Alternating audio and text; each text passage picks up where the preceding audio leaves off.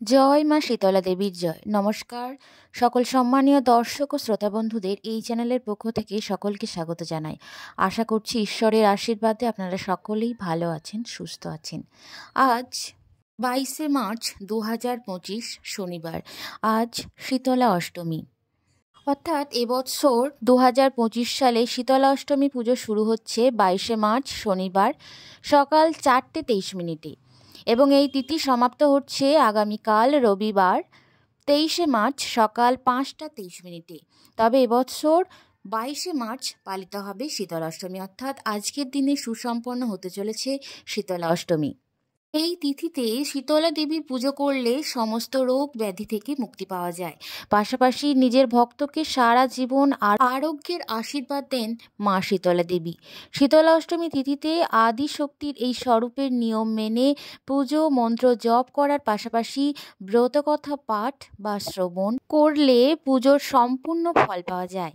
তাই আজকের দিনে একটিবার হলেও এই শীতলা অষ্টমীর ব্রতকথা পাঠ বা শ্রবণ করুন। একদিন এক ব্রাহ্মণী তার 2 পুত্রবধূকে নিয়ে শীতলা মন্দিরে পুজো দিতে যান। পুজো করে বাড়ি এসে শীতলা দেবীর ব্রত কথা শোনেন। এরপর শাশুড়ি শীতলা দেবীর ভজন গান করতে যান, কিন্তু তার 2 পুত্রবধূ বাচ্চাদের কান্নার বাহানা করে সেখান থেকে চলে আসে এবং বাড়ি এসে দুজনেই রান্না করা গরম খাবার খেতে থাকে। কিছুক্ষণ পর শাশুড়ি বাড়ি এসে তাদের ঠান্ডা খাবার খেতে ডাকেন। তারা সেই খাবারও খেয়ে কাজে ব্যস্ত হয়ে পড়ে। কিছুক্ষণ পর শাশুড়ি বলেন যে বাচ্চারা অনেকক্ষণ ধরে ঘুমিয়ে, তাদের তুলে খাবার খাইয়ে দেওয়া উচিত। ব্রাহ্মণীর পুত্রবধূরা নিজের বাচ্চাদের তোলার জন্য গেলে দেখে তারা মৃত।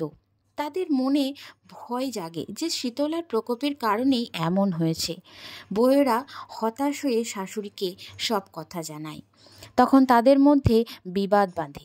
ব্রাহ্মণী বলেন যে সন্তানের জন্য শীতলা দেবীর অবহেলা করেছে তারা, তাই তাদের বাড়ি থেকে বেরিয়ে যেতে এবং সন্তানকে জীবিত করে আনার আদেশ দেন। নিজের মৃত সন্তানকে নিয়ে দুজনেই বাড়ি থেকে বেরিয়ে যায় ও একটি জীর্ণ বৃক্ষের কাছে গিয়ে পৌঁছায়। এই গাছের তলায় দুদিকে অরি ও শীতলা 2 বোন বসেছিল। দুজনের মাথাতেই প্রচুর উকুন ছিল। ক্লান্ত অবস্থায় ব্রাহ্মণীর পুত্রবধূরা 2 বোনের কাছে যান এবং তাদের মাথা থেকে সমস্ত উকুন বের করে দেন। উকুন না থাকার ফলে অরি ও শীতলা নিজের মাথায় শীতলতা অনুভব করেন। 2 বোন বলেন যে তাদের কারণেই তারা মাথায় শীতলতা অনুভব করছে।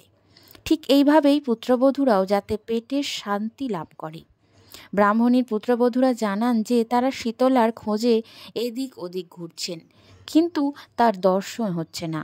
সব কথা জানার পর মা শীতলা তাদের দুষ্টু এবং দুরাচারিণীর কথা বলেন। শীতলার পূজার দিনে ঠান্ডা খাবার খাওয়ার পরিবর্তে গরম খাবার খেয়ে নিয়েছিলেন তারা। এই কথা শুনেই 2 বউ শীতলা দেবীকে চিনে ফেলেন। দেবীকে প্রণাম করে তার সামনে আকুল মিনতি করেন। বলেন যে তারা অজ্ঞানতাবশত গরম খাবার খেয়ে নিয়েছিলেন। এর কি ফল ভোগ করতে হবে তা তারাও জানতেন না। শীতলার কাছে এর জন্য ক্ষমা চান তারা। পাশাপাশি কখনো এমন করবেন না এমন প্রতিশ্রুতি করেন। তাদের কথা শুনে মা শীতলা প্রসন্ন হন এবং মৃত বালকদের জীবিত করে তোলেন। এরপর 2 সন্তানকে নিয়ে গ্রামে ফিরে আসে ব্রাহ্মণীর পুত্রবধূরা। গ্রামের লোকেরা যখন জানতে পারেন ব্রাহ্মণীর পুত্রবধূদের শীতলা দর্শন দিয়েছেন, তখন ধুমধামের সঙ্গে তাদের স্বাগত জানানো হয়।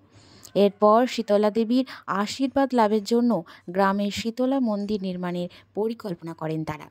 পর থেকে প্রতি বছর তারা চৈত্র মাসের এই কৃষ্ণপক্ষে শীতলা অষ্টমী পূজা করে থাকেন।